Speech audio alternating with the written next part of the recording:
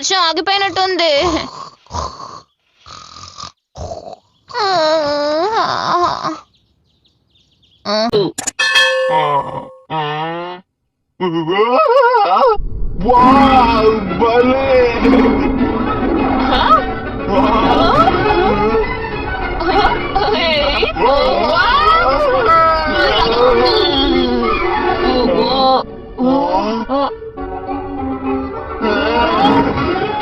మాయల ప్రపంచం.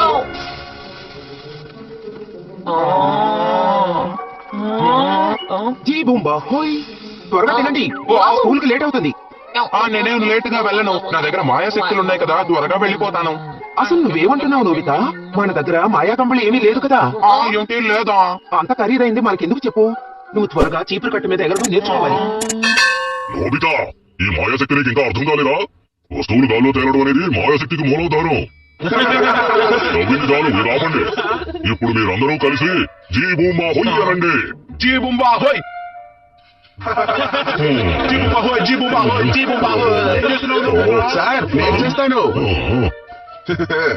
జీ బుంబా హోయ్, జీ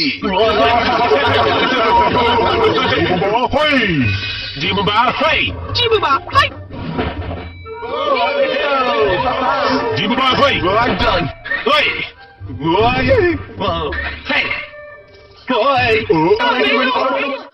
చాలా మెల్లగా వస్తున్నా. అంత వేగం పనికిరాదు.